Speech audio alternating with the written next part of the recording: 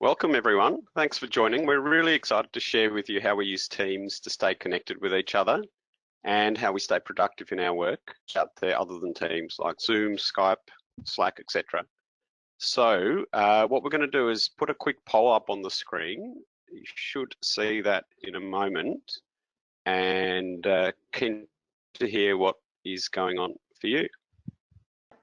So for those of you who are just joining us, we've got a little poll while we wait for the rest of the attendees to connect, and we'll get started in a minute or so. I'll just check with my colleague Fiona. Are you seeing any of the poll results come through? I am, Martin. We have, at the moment, sitting at about 70% on Teams, and the next highest is Zoom. Probably not surprising there. Some are using Skype, 6%, 1% on Slack, and I'm sure people are still joining us as well. I can see the attendees rising.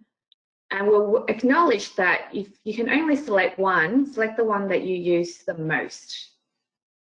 But so far, majority is using Teams. Looks like a lot of people are already using Teams, so hopefully we can give you some useful tips today for how to make even better use of it. So it looks like most people have joined now, so perhaps we'll get started if we could get that poll wrapped up. Here we go, here's some results. Lots of people using Teams already. Zoom's become very popular in recent days, recent weeks. All right, fantastic. Well, first of all, I'd like to introduce the team. So I've got with me today Fiona, Lewis, and Karina. And we're from the consulting group in Pitcher Partners. What we do, amongst other things, is help clients like you to choose and implement technologies to help your business. So Fiona's focus is advising on all things to do with business systems. She's been at Pitcher Partners for 12 years, over 12 years in fact. And my focus is on enabling technology, and I've been advising on this for more than 6 years here at Pitcher Partners, and with a long history in technology and infrastructure. Teams here for over 2 years ourselves, and of course we've made really heavy use of it in the last few weeks as we've moved to working from home. And our objective today is to share with you some tips and tricks that can help your people to stay connected and productive. So hopefully you can hear us okay.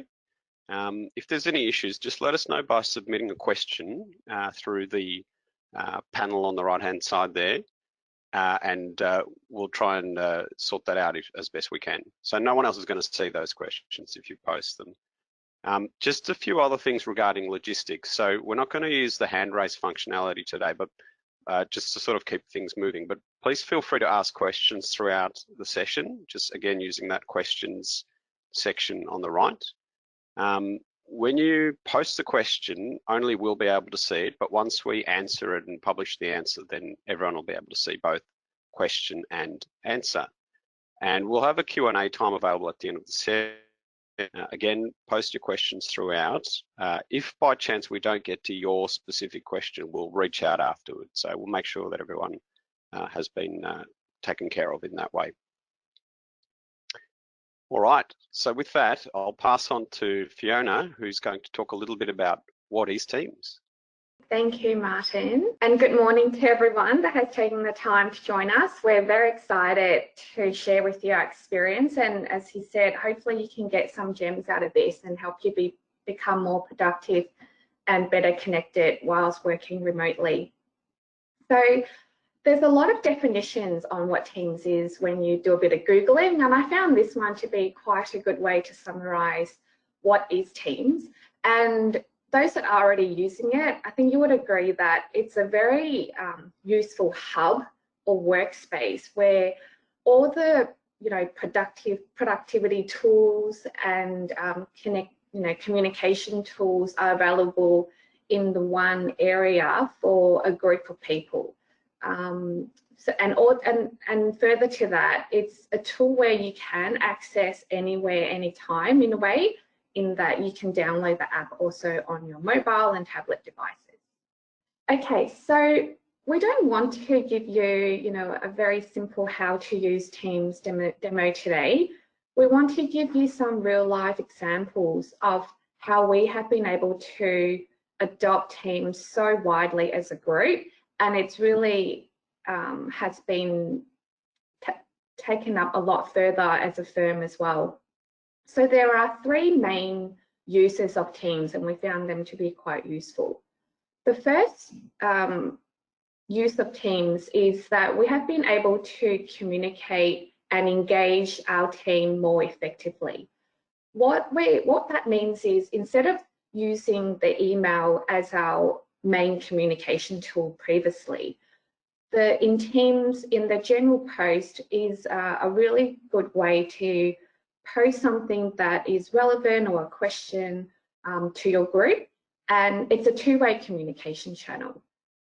And not only that, it's quite social as well, as you'll see later on today, that it's got an element of reactions and it's got some GIFs. So we have found that, you know, given we are working from home, it's given us a better, more of a human interaction to how we communicate.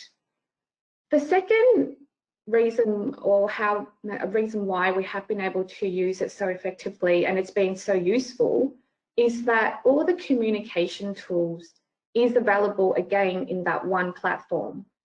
So if we think about the tools that are available out there, there are tools such as Zoom, Skype, there's Slack, and there's Outlook even, there's our phones. You know, there's so many apps around that serves their own unique purpose, whereas Teams is one platform and you can access all those things in one. And we have found that to be quite an effective way to communicate.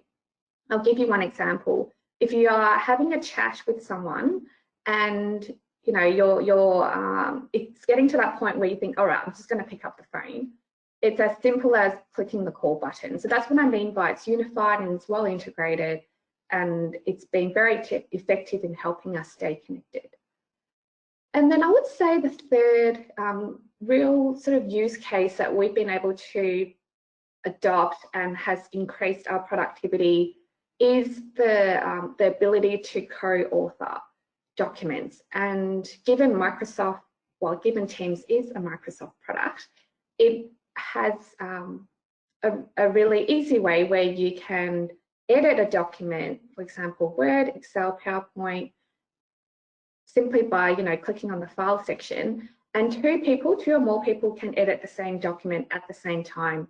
And you know, it's not just something that that I want to say and throw away as like, oh, that's really cool, but it has changed the way we work collaboratively, like the way we work together. You no longer have to wait for a colleague to save their document, to email it to you, and you edit the document, save it in your own folder, and then repeat that kind of very cumbersome process. It's you can edit in your own time, and the versioning is, I have found to be improving all the time, as well as the reliability. And I think that's something that was probably a little bit shaky when this was introduced, but I have found that to be a lot more reliable as well. So we use Teams in summary really for these three very, I think, sort of really good reasons that day in and day out, we need to be able to communicate and engage with our teams. We communicate in many ways, so it's using the same tool, and the ability to manage our files. So we'll just move to the next slide, where I can call out why I think it's so good to use Teams now that we are all working from home. And some of these things I've mentioned in the previous slide. What I will kick off with is that the Teams has really changed the way a workbench can be set up. If we think, I think previously when Teams didn't exist, it was SharePoint. There was, you know, there's websites, and there's Slack as well. That's definitely a product that serves a very similar purpose. But if we do compare it to SharePoint, this workbench used to take a developer time to consult with the business, to spend a lot of time on development, you know, the refining of the user interface. So that's all been removed, and it's completely driven by the end user. So you have the power to create your own team with the click of a button and manage your access and security and notifications. It's a very empowering tool to the end user. And I think that's quite important in this working environment where there is no time to really wait to get IT set up and to engage with service provider or even having to rely on your internal IT department. I've mentioned, the common workbench and staying connected. The way we use chat and video conference is what we're using to replicate that, you know, that office environment where traditionally or previously you would hold a meeting. So you can do the same by now creating a video chat. And instead of that face-to-face walk-up conversation, you can do that via the use of Teams chat as well. And yeah, one thing I'll mention about files is that even though there is a file section in Teams, and you may think, all right, well, that's a very different way for me to manage my files. I'm used to Windows Explorer. There is a simple tool, well, a button, basically, push of a button, and the files in your team can be synchronized to Windows Explorer to replicate that experience that we are all familiar with. What that means is, you know, any copying, saving, moving, you can do all that, you know, using that tool, and I find that to be very handy.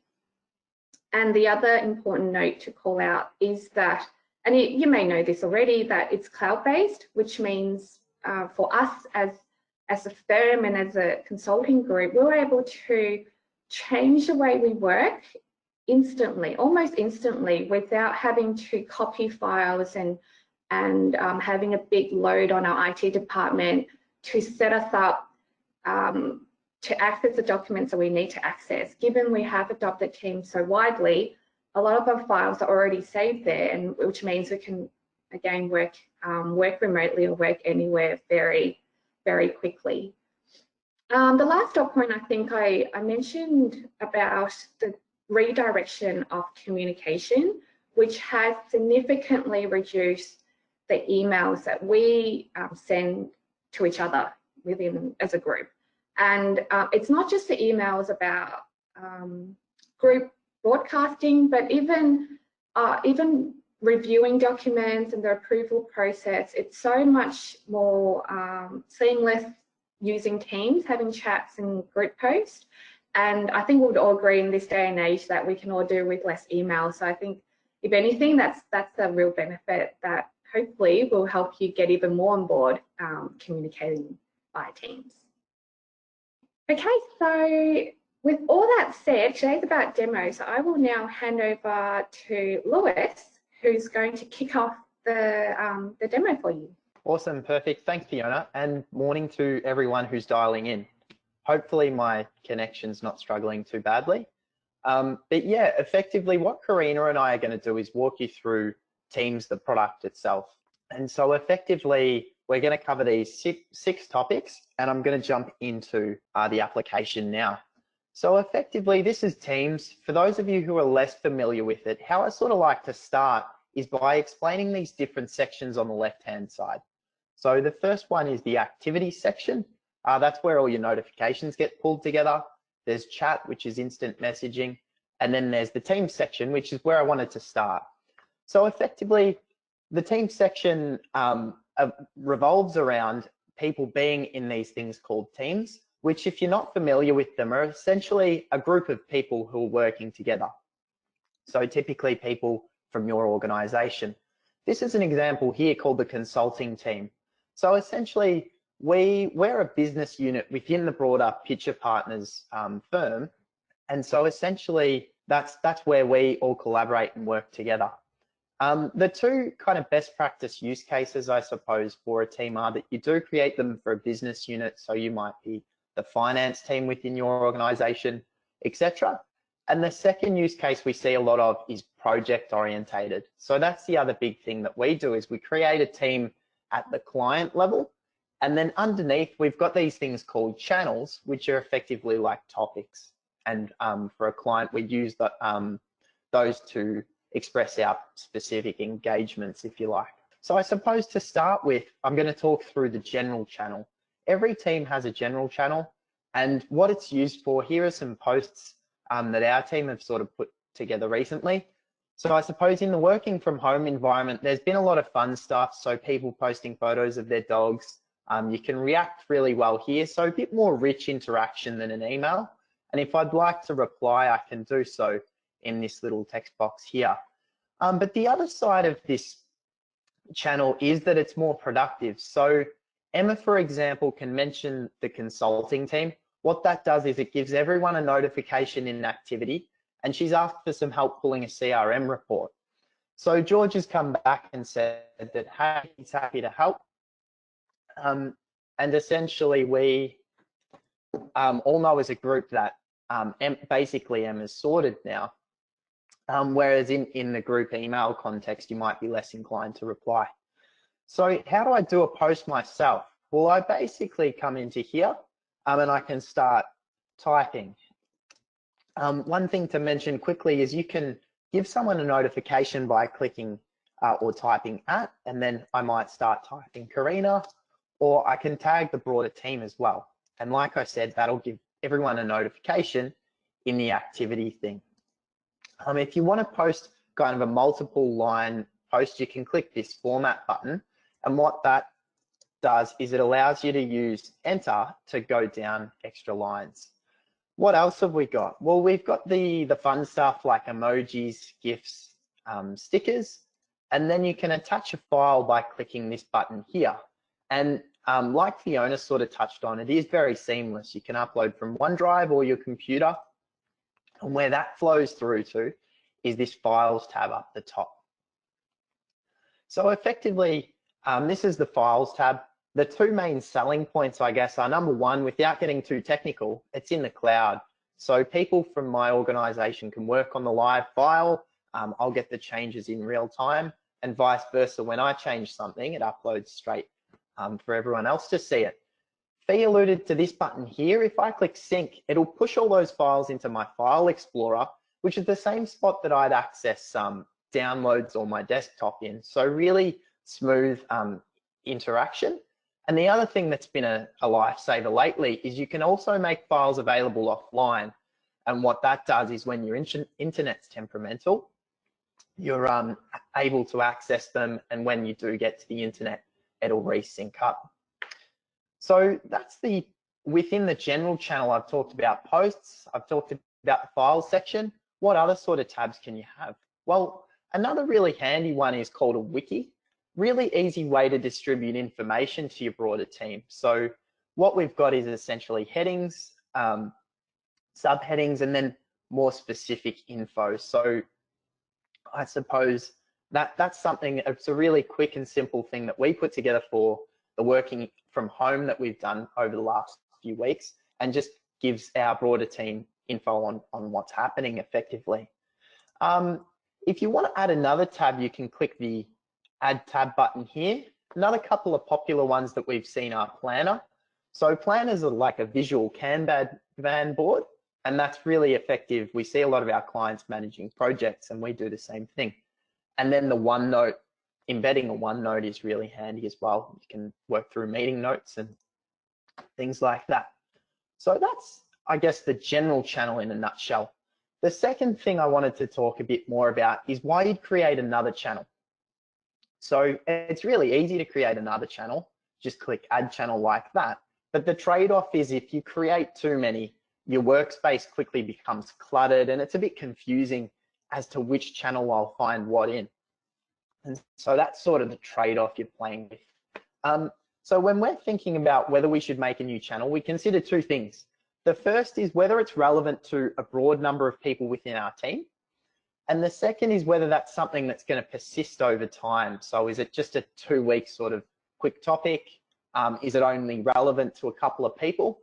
And if it's either of those things, we'd consider making a group chat instead. So that's effectively the two things that I'd think about when I'm creating a channel. The next thing that I wanted to talk a bit more about is the chat section. So again, clicking here on the left, I've got this chat with Karina going. And effectively, if you want to create a new chat, you just click this compose button up here. It's just as easy to create a chat with multiple people and all work across files as it is to create a single one with Karina, which is what I've got here. Really handy selling point of the instant messaging is that our chat history keeps here, whereas you find Skype for Business, that history is lost. It's that same interface to type messages that we've got. And then I suppose the other handy thing that I wanted to call out is how I can attach a file. I've again got these two options of OneDrive or uploading from my computer. And where we see that pull through to is the files section here. So again, same notion that Karina and I are working on this this Word document. We can click the three dots to open it in the desktop app or in the browser. And again, those changes are synchronized in real time. Next handy button I wanted to show you before I hand over to Karina is this Meet Now button, which is a bit of a gem. So if I'm in a bigger group meeting, group chat, I can click schedule a meeting and it pulls all my attendees into here. And you can see in a really easy way that Karina's come up red because she can't make it at the moment. But what I'll do anyway is give the meeting a title. So quick check-in. I describe the meeting in the body if I like, and the Teams meeting functionality is already embedded. I guess on Karina's availability, if I was to click the scheduling assistant, I can get a feel for when a better time is. And then when I'm ready to go, I can click send. So now I'm going to hand over to Karina and she's going to show you what it's like on her side to join that meeting. Thanks, Lewis. Morning, everyone. So I'm just going to start off in the calendar section. So again, find on the tabs on the left-hand side, and here's my calendar. Now, this calendar replicates exactly with your Outlook calendar. If a meeting is created in Outlook, it'll show up in Teams. If a meeting is created in Teams, it will also show up in Outlook. So you don't have to worry about, you know, I've got some things in this calendar, some things in another calendar. It all syncs completely together to keep you organized. So before I jump into this meeting that Lewis has sent me, you can see it's shown up here. I'm going to show you how to create a meeting from the calendar function. So you can either double click on the time slot that you want the meeting to go, or you can click new meeting. And then here, it's the exact same setup as what Lewis showed you just before with the scheduling assistant, required attendees, all that there. So really, this calendar is pretty much exactly like your Outlook calendar. If you know how to use Outlook, which I'm sure everybody does, everybody's using it, then you'll know exactly how to work this calendar. So I'm going to jump into this meeting here. So sometimes a join button will appear in this corner here. Otherwise, you can just double click and then you'll click on the join button up the top here. Now, as you can see, there's Lewis's face there and a timer. It means that he's already started the meeting. He's in that meeting. If there was nothing there, then it means you're the first one to join. So I'm going to join this meeting now. Now I can start with my camera on or camera off, and same with my sound, I can start with it on or off. It's good in a big group meeting if you saw there was a lot of people that were already in the meeting, maybe to join with your with your microphone muted, just to avoid any background noise as you join. So I'm going to click join now. And here I am, I'm going to jump in the meeting. And there's Lewis. Hey, Lewis. So now, if we wanted to add some more people to this meeting, you just need to click on this show participants button here, the 2 people, and type in the people you want to add. I'm going to add Fee. Click on her. As you can see, it's calling her. And I'm also going to add Martin. Now it's calling Martin. You can see their faces just in the bottom here. Fee's picked up. Still waiting for Martin to answer. You can close that section off there. Hey, Fee. And we're still waiting for Martin to join. Here he is. Now, what you can also use in this meeting is the chat function. So this little chat button here, show conversation. It's really helpful for if you're having connectivity issues but still want to stay involved in the conversation. Just let people know, hey, my audio isn't working. And they'll all receive that there so they know what's going on in the meeting. This spot, you can also send files, just exactly the same as the chat function that Lewis showed you. You can attach files, emojis, GIFs, all that stuff in there. You can also share your screen. So that's this button here, share screen, very similar to what you've probably seen on Skype if you've used Skype. And the nifty thing about sharing your screen is you can choose to share your desktop, or you can just choose to share one specific window. So that way it means if any notifications pop up, if you're just sharing one window, people won't be able to see that when you're sharing your screen. Next up, we've got meeting notes. So there's heaps more options under this more action section here. So we've got show meeting notes. So instead of someone taking their own notes, sending them out later, maybe forgetting to send them out later, you can just take your notes in this section here. Anyone can add to this, and this saves to the meeting chat. So you can always come back to this whenever you need to check out the minutes from the meeting. Next up, we've got recording a meeting, again, under this more action section. So you press start recording. So this is really useful for if there's people who can't attend a meeting, then you can record the meeting, it will save in the chat, and then you can send it off to whoever you think need it. Also, we've got a blur background option. So I need to turn on my video for this option to show up. And just here, blur my background. So you can see Fiona's got her background blurred. This is what it looks like here. So this is a similar feature to what you'd use in Zoom. I'm sure a lot of you used Zoom before. So handy for if there's any distractions in the background, it just blurs that away here. Now you can see Martin's blurred his background also. So on the topic of Teams and Zoom, I'm going to leave this meeting. I'm going to show you one of the key features about Teams, which I think is much better than Zoom. It's again to do with the meetings and the chat section. So as you saw, there was a chat before, and now this chat has saved even after I've left the meeting. So it means any notes or files that you've shared, any messages, this stays saved after the meeting has ended. So it means you can check in with people after a meeting. Hey, how's everyone tracking? So that way, if there was any action items that have come from the meeting, you can keep in contact through here. Also, while we're in this chat function, actually, I'm going to skip along to activity, so to pull everything together. If you go into the activity log, because you've got all these different windows, you've got chat, Teams, calendar, everything gets pulled together in this activity log. So if you've missed anything, it will be bolded. I can see Lewis mentioned me in something, and I missed that one. And it just takes me straight to that chat box. So if I go back into the chat, if you want to control your notifications within the chat, say you're no longer involved in the project of this meeting, but you don't want to leave the chat, you just need to click these three dots here, and there's a mute button. So that will mute the chat, but you haven't left it. So any messages that pop up will be bolded, like this one here. So you can go back into it and see what you've missed, but you won't get any notifications about that one. Similarly in channels, as Lewis spoke to before, you can also edit the notifications for your channel.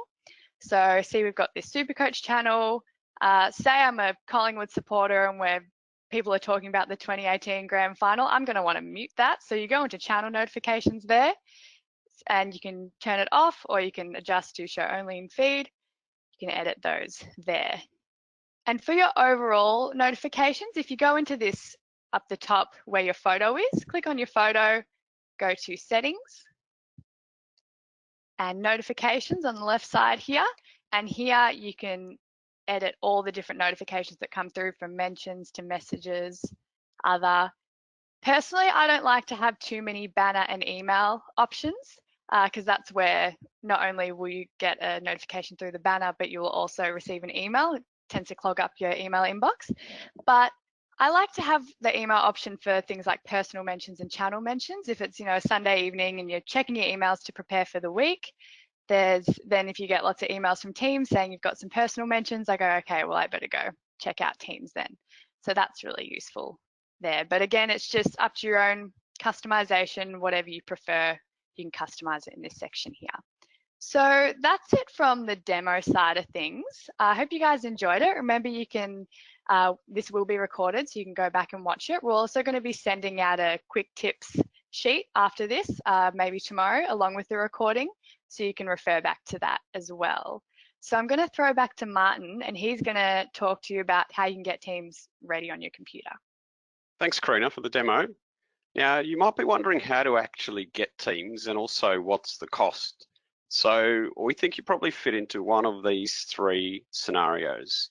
So first of all, you might already have teams rolled out in your organization, in which case you can just start using it straight away. And as Fiona said, it's really very easy for end users to get things set up and going. You don't need much interaction with IT to get things set up. Second scenario is that if your organization already has Office 365, most probably Teams is included as part of that license. Now, I say most probably because most plans do include it, even the cheapest one, but there are a couple of plans that don't have it as part of their package. So feel free to let us know if you need help to figure this out. Microsoft licensing can be a little bit convoluted, but yeah, we're happy to sort of help you through that. Finally, if you don't yet have Teams or Office 365, Microsoft are now offering a 6-month free trial that lets you make full use of Teams. So there's been a trial available in the past as well, but they've lifted some of the restrictions around that so that you can actually put it in for your organization and really make good use of it. And that gives you 6 months to try it out, see if it's valuable for you, and then you can decide whether to subscribe or not. At this point, it'd be great to hear from some of you about where are you actually at with Teams right now. So if you'd like to write us a question through the question functionality, keen to know, are you already using it? Have you got it implemented? Is it just something you're considering? And perhaps we'll just give you a couple of minutes to write some of those responses. I should mention also that we have experience helping organisations with migrating to Teams, and not just sort of the technical side of it, but also how to actually put it into practical day-to-day use. So please feel free to get in touch if you'd like more info about that. Fee, I'm not sure if you're seeing any responses come through in the questions there. Yeah, it ranges from have been using it for a few months to have been using it, but it's not adopted across their group or organisation, or some have been using Teams, but not all the functionalities. So it looks like some people are using both Teams and Zoom, so it'd be interesting to know what the different use cases are for those. All right, terrific. Well, what I'll do now is hand over to Fiona so she can actually give you some practical tips on how to get started. Thank you, Martin. So as Lewis mentioned, typically when you're creating a team, it's for a division or a group within your organisation or an internal project. So if you are really at the beginning of trying to launch teams within your organisation, it's not uncommon to first identify a pilot project, which can be a project or a small division.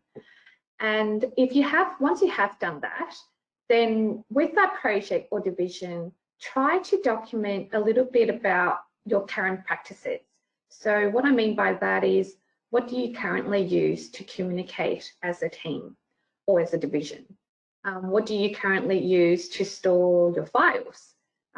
What do you currently use to hold meetings, to hold phone, video conferencing meetings? And then once you know your current way of communicating and document management, then that's where you want to set up some business rules on what you would stop doing. So for example, stop using emails to communicate to your group, and then start using the Teams general post for that type of communication. There is a case for continue to use what you currently use. So an example that we are following as a group and as a firm is that difficult topic of document management.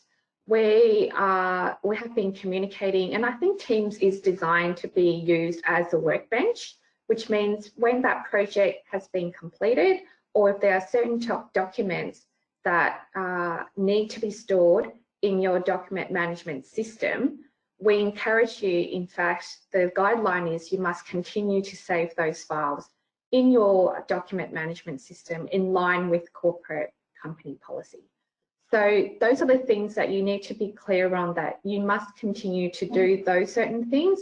However, we encourage you to stop, say, communicating or saving files in your local computer and start using Teams. So once that is documented, then you can use those business rules to set up the team the way you want to use it. So we've showed you how to create a new team, which is a button at the bottom left-hand corner. You can create channels within that team, add in some tabs to commonly used websites, or we typically always use the things like OneNote is very common when it comes to meetings or a channel. And we've started to use Wiki a bit more, and definitely some of our group uses Planner as well. So get that set up. So, and of course add the relevant team members to that team. And then in order for change as well as for practices to be consistent, there's a big element of communication. So the way we have communicated the transition of teams or a change in our group, we use forums such as our Friday stand-ups, or if you have team meetings, a good way for you to communicate the change as well. And to back that up with some clear documentation, which is why that second step is quite useful. And then definitely important to hold training sessions. They can be as quick as a half-hour training session, because the platform is so flexible, and so there's so much you can do with it. It's good to ensure that the way you want it to be used is trained consistently across your team, so that even, for example, you know, where should I save my documents? Should I save it in chat, or should I save it in a channel or a team, or should I save it somewhere else in my own OneDrive? Those are the things that you want to resolve. So there's common practices. I think that's probably one of the fears of using Teams. And then lastly, change doesn't happen overnight. So I encourage you to reinforce the message, potentially at a regular team meeting, or redirect traffic. So one of the things I do now and then is, if someone emails me a file, which I think is a good case to that belongs or it needs to be saved in Teams, just to redirect that action back to Teams, save it in the file section there, and then we can continue the conversation by chat. So those are some of the things you can do to increase adoption. Yeah, I think a question already started on governance and access, and that power that the users now have with this tool is to check in with your internal IT department or representative to make sure that you are on the same page with regards to access, security, governance. I think is definitely very important, so that if there are certain policies that you need to align with, you get that cleared up right up front, so that when you are communicating the change, you're equipped with all the information that you need to make sure you're not diverting from company policy. That is a very important step. I encourage you all to do that. So secondly, when it comes to change, I think you're all familiar with the term champions. I would assume that for a change to take place, it's important to identify those champions. And even with technology, it's not uncommon that there tends to be a go-to person in any team that's just a bit more tech savvy, or that are quite passionate about playing around with new tools. And this is one of those things that you want someone that really embraces this technology, that can be that go-to person, that is happy to try out new things, which is the third tip. Try out some new apps that's available.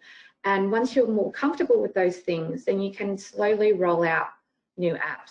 I do encourage for you to do this slowly, not too slow, but because there is so much going on, if you introduce too many apps at the same time, the chances are that no one's really actually using it embracing it fully. And you want that to, you want each change to be fully embraced. Otherwise, you're sort of half foot in one door, half using OneNote, half using maybe a pen and paper. So which there's a case for that, of course, as well. But I think give yourself a little bit of a roadmap, perhaps. That would be a good way to plan out, weeks ahead, weeks to come, and then in a month or two time, what you want to start exploring. So yeah, so hopefully those tips and the approach I shared earlier in the previous slide has helped give you a bit more structure on how teams can be rolled out across either in your own world, in your own project, in your own team, or wider across your organization. And we're here to help if you have questions on how it can be. I guess we can provide more structure on how this can be done across your company. So I'll hand over now to Martin, who's going to facilitate the Q&A session. I believe some questions have come through, so we'll kick that off right now. Thank you, and thanks everyone for your attention this morning. We've had lots of wonderful questions come through, so we'll see if we can answer these, as many of them as we can in the next few minutes, next 15 minutes or so. So a great question from Alison is there an optimal size to the team? Is there a maximum number of members? Fee, did you want to talk about that a bit? Because I think that we do have some good guidance around that. So I would say Microsoft, one of the quirks of Microsoft is they've got so much going on. We've heard of Yammer. So for example, Picture Partners use Yammer as a firm-wide announcement tool. So that's the way we use quite effectively to communicate, broadcast happenings around the firm. And then it comes back to, okay, well, what is a team? A team is a group of people that share a common interest or topic. So, and that can range. It ranges for us as a firm. So the consulting team have roughly 40+ people within that team. However, we have set up other teams that is more firm-wide. It's a topic that cuts across all the groups, things like COVID-19. So I would say it's not so much about a particular number, but to make sure that you're very clear about what that team, the purpose of that team, then you'll give you the guideline on who to invite. That's my answer to that. I'd agree with that. There is an actual technical limitation on how many users, but it's in the thousands. We'll get you the exact answer on that. But I think to agree with Fiona, it's really about having people in there that will be active participants rather than just sort of spectators. And that's where you run the risk if you have too many members in a single team. It just becomes too diluted and not practical enough for them. Hakai asks, any idea when Microsoft will start charging for the use of Teams? Well, in a way they do charge for it now because it's part of Office 365 subscriptions. There is a sort of a freemium model which has some limited functionality, and as we mentioned, there's a 6-month free trial, which makes it easy for organisations to try it out now, obviously during this crisis when so many people are working from home. But the good news on it is that it is a part of most of the Office 365 subscriptions, even the one that starts at about $7 a month per user. So it is quite accessible, luckily. Vicky's got a comment or question here. Risk of flexibility is the proliferation of the number of teams and channels, and they all become silos. And I think that is exactly right. There's a bit of a balance between having enough teams and channels and too many. Fee, how have we tackled that within Picture Partners? I think a good guideline that we didn't touch on earlier was that before you create a team, it's a good practice to search first whether that team already exists. And then if it doesn't, then I think as we've evolved using Teams as well, I would say when we first launched this platform for us as a group, we were creating too many new teams. In fact, then the change then it was, okay, let's think more deeply about what a new team represents. And if it's more the topic within the existing team, so the same members, why don't we create a channel instead? And that's really, I think, the guideline or what Microsoft is trying to say, like make more use of channels as opposed to teams. So I suppose to answer that question thirdly is how important it is to get that governance, at least have a conversation about governance, so that these fundamental principles about what a team represents and what a channel represents, and when you should use chat, those key things are clearly documented and communicated. There's also a search bar at the top which lets you makes it really easy to find content across all the teams. So that does help. In the past, you would have had to scroll through to find the right team or the right channel, but this tool does make it really easy to find things on the fly through the search function. I think the question you can ask yourself is, can it be a channel? You know, maybe ask yourself that first within the team before you create a new team as well. Next question is, what's the difference between a chat and a channel in terms of how they should be used? And do they save files in different places? Now, Lewis, is this something you'd be able to tackle? Yeah, for sure. So I can speak to that briefly. I guess I don't want to drill down too far into the technicality, but effectively, I'd view a channel as more open. Everyone in that team can have a look at the channel. And so what we find is there's sort of active people working on the files, and there's another group who want those files either for information or to review, etc. So that's the context of a channel. Whereas what we find in chats is that it's more private. Only the people in the chat can access the files. That being said, you can add or delete people at any time. And then what we find we often do is once we get to a final product, we put that into a channel or somewhere else into a team before that chat kind of disbands, if that makes sense. Yeah, so and then I suppose on the file front, in a channel, it's in SharePoint, and anyone in the team will have access to it. I'm not sure if I'll have to get back to you on whether it's technically in SharePoint for a chat. It is in the cloud, but the security restrictions are tighter. Only the people in the chat will be able to access the documents. Is that a reasonable answer, Martin? Hopefully that. Yeah, I think that's the key distinction. If it's in a channel, anyone can find it if they have permissions, whereas files in a chat just stay within the people who are in that chat. Next question is there a way to delete chat history? I think we believe the answer to that is no, but we might have to just confirm and get back to you. It's not something that users can delete, I don't think. Maybe an IT administrator can, but we'll confirm back. Can I just add to that, Martin? Yeah, I don't think you can delete chat history, but if there's an old chat there that you're not using anymore and it's annoying coming up on the sidebar, you can hide it from the sidebar. So that's another option, so that it's not always there and visible. Guru asks, does everyone in the company need to use Microsoft Teams, or can different business units within the company use different tools to communicate? Look, of course, different parts of the business can use different tools. We just find that the value goes up the more widespread the usage is, because it really enables that collaboration to be shared across the organization. But yeah, by all means, you can have teams in just one business unit or one group, and it's still quite a good tool.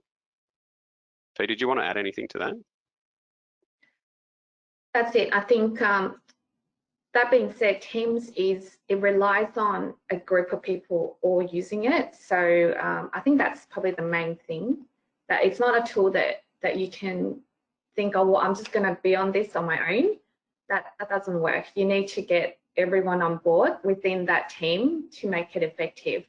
And then if it turns out that just say you're starting the use of Teams first, the chances are other people in your organization may hear whispers and hear how great it is, and then hopefully that's a snowball effect where it can create more adoption more widely as well.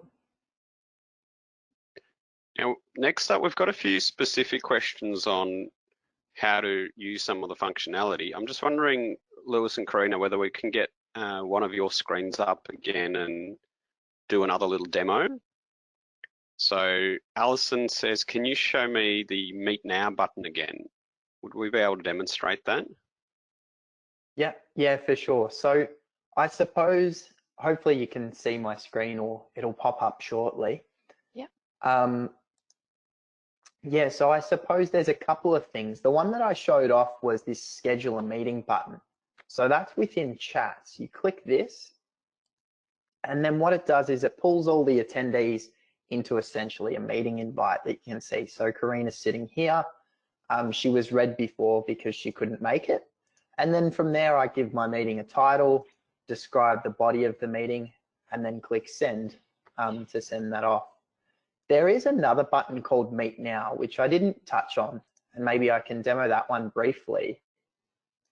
But effectively what I've done is jumped into my consulting team, so teams on the left, consulting team, and then the general tab. And so effectively there's another button here that says Meet Now, very similar. And what that'll do is it'll start a meeting on the fly, and anyone who's subscribed to notifications for that channel will get a notification that we're meeting. And then further, I can pull specific people in if I want to chat there. And the big plus to meeting in that kind of context is that the meeting notes and the information and the chat history for that meeting will be stored in that channel. So again, the broader visibility to a larger group. Hopefully that answers your question. Do you want to, Lewis, just to bring this to life, what you use it for as a group for us, that function there? The team stand-up? Yeah, absolutely. So I suppose that's a very good example, Fiona. Every Friday, our group, back when we were in the office, used to have a meeting of a morning. So just quick get together to sort of touch base on what's news. And now, of course, that's online. And so what we do is we schedule a meeting in the calendar. I don't want to bombard people with too much info, but like Karina was showing before, if you make a new meeting, another feature you can do is meet in a channel. So what we would do is choose the consulting team and meet in the general channel like that. And then what that does is it essentially we've got this running meeting, all the comments and notes are saved. And if we record the meeting, that recording's in the channel as well. So I guess, yeah, just looping everyone in from the group. Jessica asks, can anyone record a meeting or do you have to be the meeting organizer? I have to admit, I don't know the answer to that. Do one of you want to jump in? Yeah, anyone can record from my knowledge. So see the last meeting that we had, Lewis actually set up that meeting, but I still had the option to record a meeting. And then, yeah, when the meeting's finished, it gets saved in the chat. I think, Lewis, I probably need to check with you. Can anyone then save that meeting from the chat? Anyone from the chat can access that meeting. The organizer can download the video file and the organizer can delete that recording. That's, I think. I'll circle back if I've got that wrong, Jessica, but that's the story to my knowledge. We've got a sort of a similar question on a similar note. This is from Tracy. How can we delete a file in a chat? I was just looking into that before. I think it's similar to the chat history in that you can't delete it. So just it saves all the history, all the files that have been sent. But definitely in a channel or in a team where you've got that file organization system, that one in that section you can delete files so it doesn't get too cluttered. But just in an individual chat, it does save, because it saves all the chat history, it also saves all the files and you're unable to delete them. But again, you can hide that chat if you're not using it anymore. But in teams, in channels, you can definitely, just with the 3 dots on the side, there is a delete option so that it doesn't get too cluttered with too many files. I might. We should say also that we're talking about the functions that are available to users, but there is an administrative side to Teams as well. And your IT provider or your IT department or whoever you use to help you with Office 365, they can access the back end, so to speak, and they've got a lot more capability to delete things and move them around and change permissions there as well. Sorry, Fee, you were going to say. Sorry to interrupt. There is a file tab in your chat, and that may be a way you can delete your files. Yeah, no, I did have a look and it doesn't, unfortunately, it doesn't have a delete option. So I think it's because it says history. But also, if you have sent a file, it's similar to emails and recalling emails. If you've sent something and they haven't seen it yet, you can then remove that message. So if you're worried about, you've possibly sent the wrong file, you can then delete it straight away if they haven't seen it yet, similar to emails where you can recall an email. There's a couple of different questions on the same theme, which is, can I call a client on Teams who is not actually using Teams? So can I contact someone outside the organization using Teams? And the short answer to that is yes. What they need to be able to access the call or the chat or the video conference is, if they're on a laptop, just any modern web browser will work, or they can also download Teams without licensing or registering. They just put in their name and they can download Teams to their laptop. If they're on a mobile device, it doesn't really work through the browser, but again, whether it's Apple or Android, they can easily download the Teams app for free, and then they can access the meeting that way. So it is quite easy to connect people. It's pretty much similar process to Zoom. It's very easy to get people connected who are outside your organization. The only thing I'd say is you just need to be aware of your company's policies around that, because once an external person is connected, it's very easy to share files with them, and that's where you can get into trouble with confidentiality potentially. So technically very easy, but just make sure that you're falling in line with any policy that might be in place. We've got a few more questions there, but I'm just conscious that we're running out of time. We're just on the hour now. So what we might do is wrap up the webinar. We will go through, and any unanswered questions, we will get back to you either via email, or we'll contact you to make sure that you are getting the answers you need there. So with that, I would really like to thank you all for taking the time to attend this webinar. We hope that you've got some useful tips and information out of it, and you can take something out of this to help you work more productively while everyone's working from home, and just as importantly, to really stay connected with your people and the teams that you work with. We found it to be a great tool, and we hope you do too. By all means, please feel free to contact any one of us. You've got our details there on the slide. We will send out, I think we've already mentioned this, we'll send out a quick tips sheet, as well as a link to the recording for this webinar. And of course, that'll have our details on it as well. So again, from all four of us, we'd like to thank you. Take care, and we hope that you're all doing well in these unusual times. And thanks again for being a part of this. Thanks, everyone. Thank you.